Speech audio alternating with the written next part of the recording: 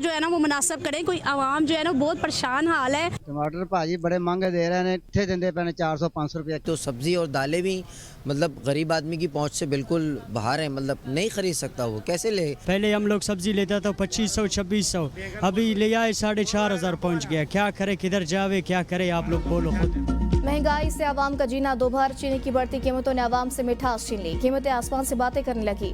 इस्लामाबाद, रावलपिंडी, लाहौर, कराची और पेशावर समेत कई शहरों में चीनी 230 रुपए से जायद में फरोख्त। हुकूमत ने भी चुप साध ली। अवाम माफिया के रहमो करम पर। शहरियों का कहना है अब चाय भी फीकी हो गई है। जिंदगी पहले ही कड़वी थी। अफगानिस्तान के साथ सरहदों की बंदिश से अशय खुरनोश की कीमतें बढ़ गई हैं। टमाटर, प्याज और दीगर सब्जियां गरीब आवाम की पहुंच से बाहर। मुख्तलिफ शहरों में टमाटर 700 रुपए, लहसुन और मटर 400 रुपए किलो में फरोख्त। फलों की कीमतों में भी होशरुबा इजाफा। मुख्तलिफ शहरों में आटा नायाब। गरीब फाकों पर मशहूर पाक अफगान तिजारत 11वें रोज भी मुअत्तल। ट्रकों में लदी अशय खुरनोश खराब होना शुरू हो गई। दोनों ममालिक के दरमियान तुरखाम चमन, गुलाम खान और खरलाची के जरिए तिजारत होती है।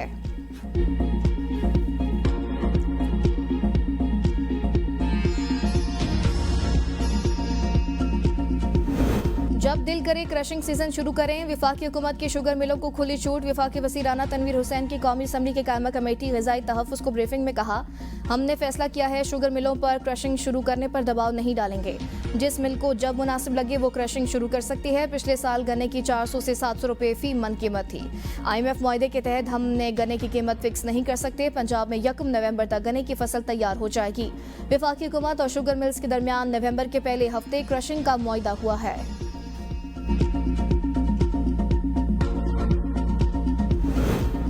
खैबर पख्तूनख्वा और पंजाब हुकूमत आटे और गंदम के मामले पर आमने सामने। वज़ीर आला KP की गंदम और आटे की आज़ादाना तरसील के लिए पंजाब हुकूमत को खत लिखने की हिदायत। वज़ीर आला सुहेल आफरीदी ने इजलास की किताब में कहा, खैबर पख्तूनख्वा को आटे और गंदम की तरसील रोकना आइन की खिलाफ वर्जी है। सियासी इख्तिलाफात की आड़ में पंजाब हुकूमत आवाम के बुनियादी हकूक सल्ब कर रही है। ऐसे इक़दामात की इजाज़त नहीं दे सकते। वज़ीर आला को सूबे में गंदम और चीनी के दस्तयाब ज़खायर और निर्खों पर तफसीली ब्रीफिंग। वज़ीर आला ने ज़ख़ीरांदोज़ी की रोकथाम के लिए मौसर इक़दामात उठाने की हिदायत। वज़ीर आला ने सूबे भर में तमाम गोदामों की फौरी रजिस्ट्रेशन के अहकामात भी जारी कर दिए हैं।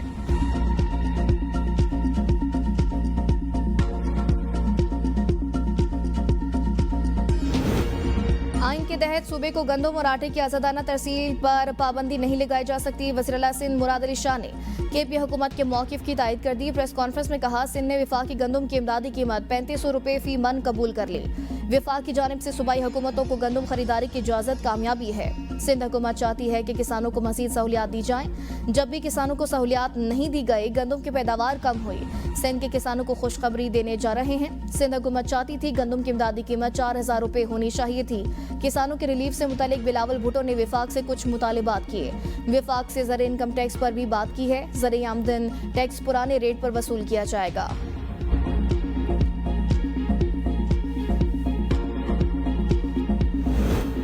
मोहसिन नकवी का खैबर पख्तूनख्वा हुकूमत से वापस गाड़ियां फौरी बलोचिस्तान भिजवाने का ऐलान। कहा, बलोचिस्तान को बुलेट प्रूफ गाड़ियां मिलने पर इंसदादे दहशतगर्दी की कोशिशों को तक़वियत मिलेगी। वज़ीर आला बलोचिस्तान सरफराज बुगटी ने कहा था कि खैबर पख्तूनख्वा की तरह बलोचिस्तान भी दहशतगर्दी से मुतासिर है। मोहसिन नकवी ने दरख्वास्त की है कि KP हुकूमत बुलेट प्रूफ गाड़ियां नहीं ले रही तो हमें दे दें। बलोचिस्तान को दहशतगर्दी के खिलाफ मौसर इक़दामात के लिए इजाफी हिफाजती सामान दरकार है। वज़ीर आला बलोचिस्तान सरफराज बुगटी का फैसले पर इज़हार तशक्कुर। 26वें आईनी तरमीम केस मामला फुल कोर्ट के सामने समाअत के लिए मुकर्रर करने का हुक्म देने की इस्तदा। जस्टिस जमाल मुदखिल ने इस्तफसार किया, अगर हम केस नहीं सुन सकते तो हुक्म कैसे दे सकते हैं। वकील ख्वाजा अहमद हुसैन ने दलाल में कहा, अदालत हुक्म के लिए रास्ता क्यों मांग रही है। अभी तक तो विफाक ने फुल कोर्ट या हुक्म देने पर एतराज़ नहीं उठाया। इस इदारे की साख का इन्हिसार 26वें आईनी तरमीम पर नहीं, केस को दूसरे आज़ाद बेंच की जानिब से सुना जाना चाहिए। जस्टिस जमाल मुदखिल ने इस्तफसार किया कि क्या आप इस बेंच पर एतमाद नहीं कर रहे, क्या हम जजेस को इस आज़ाद बेंच का हिस्सा होंगे। कुछ वकला ने तो कहा, तरमीम को एक साइड पर रख दें। फर्ज करें कि किसी तरमीम के जरिए पूरी सुप्रीम कोर्ट के इख्तियारात ले लिए जाते हैं, फिर कौन सुनेगा, वही सुप्रीम कोर्ट सुनेगी। जस्टिस अमीनुद्दीन ने कहा कि हर वकील का अपना मौक़िफ़ है, हम आइन पढ़कर सवाल कर रहे हैं। जस्टिस आयशा मलिक ने रिमार्क्स दिए, आर्टिकल कहता है सुप्रीम कोर्ट के आईनी बेंच के लिए जजेस जुडिशल कमीशन नामजद करेगा और आईनी मामलात आईनी बेंच के अलावा कोई दूसरा बेंच नहीं सुन सकता।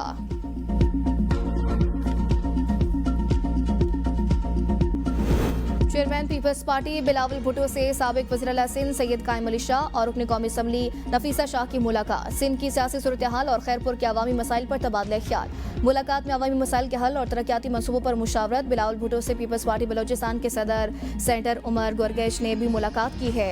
मुलाकात में बलोचिस्तान की सियासी सूरत हाल और तंजीमी अमूर पर तबादला ख्याल किया गया है।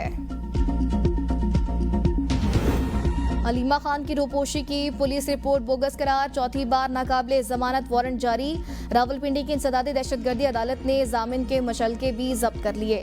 एसपी रावल और डीएसपी वारिस खान को शोकास नोटिस जारी। जज ने रिमार्क्स, अलीमा खान गुज़िश्ता रोज अडियाला जेल के बाहर मीडिया से गुफ्तगू करती देखी गई, कहाँ रूपोश हैं। पुलिस अफसरान अदालत को धोखा दे रहे हैं। दोनों अफसरान 24 अक्टूबर को अदालत में पेश हों। बानी पीटीआई से जेल में मुलाकात बारे तमाम केसेस लार्जर बेंच में समाअत के लिए मुकर्रर। इस्लामाबाद हाईकोर्ट का लार्जर बेंच कल समाअत करेगा। वज़ीर आला खैबर पख्तूनख्वा सोहेल आफरीदी की बानी से मुलाकात। दरख्वास्त भी कल लार्जर बेंच में समाअत के लिए मुकर्रर होगी। इस्लामाबाद हाईकोर्ट के chief justice Sarfaraz Logar, justice Arbab Mohammad Tahir और justice Asim Khan larger bench में शामिल हैं। कोहिस्तान स्कैंडल, मजीद 8 मुल्जिमान गिरफ्तार, तादाद 26 हो गई। नैब सराय के मुताबिक 10 गिरफ्तार मुल्जिमान ने नैब को प्ली बार्गेन की दरख्वास्त जमा करा दी। मरकजी मुल्जिम अयूब ठेकेदार की प्ली बार्गेन की इस्तदा मुस्तरद कर दी गई। प्ली बार्गेन करने वालों में कैसर इकबाल और उनकी अहलिया भी शामिल। मरकजी मुल्जिमान कैसर इकबाल और अहलिया के अकाउंट से 10 अरब रुपए होने की निशानदही हुई थी। अब तक स्कैंडल में 5 अरब से जायद की रिकवरी भी की जा चुकी है। कोहिस्तान स्कैंडल में 40 से जायद मुल्जिमान मुलव्विस हैं।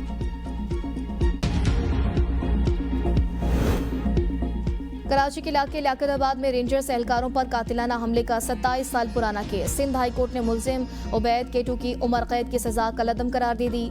मुल्जिम के वकील ने मौक़िफ़ अपनाया कि इस केस का दोबारा ट्रायल हो चुका है और गिरफ्तार सारे मुल्जिमान रिहा हो चुके। प्रोसिक्यूटर ने कहा मुल्जिम एतराफ़ जुर्म कर चुका, बरियत का हकदार नहीं। अजीज बलोच को भी एक और मुकदमे में बरी कर दिया गया।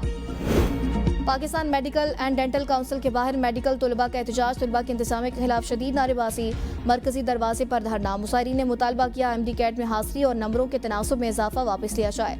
तलबा तालिबात का कहना है मुतालिबात की मंजूरी तक धरना जारी रहेगा। सिंध हाई कोर्ट में मुकदमे की समाअत। सिंध हाई कोर्ट के जस्टिस मोहम्मद इकबाल कल्होड़ो ने BDS के तलबा की दरख्वास्त पर रिमार्क्स में कहा PMDC का बहुत बुरा हाल है। ऐसे नाहे लोग बिठाए हुए हैं जो एक सर्टिफिकेट के लिए साल लगा देते हैं। आइंदा समाअत पर दलाइल तलब। MD कैट के पासिंग मार्क्स कम करने पर मीरपुर खास के 39 तलबा ने दरख्वास्त दायर कर रखी है।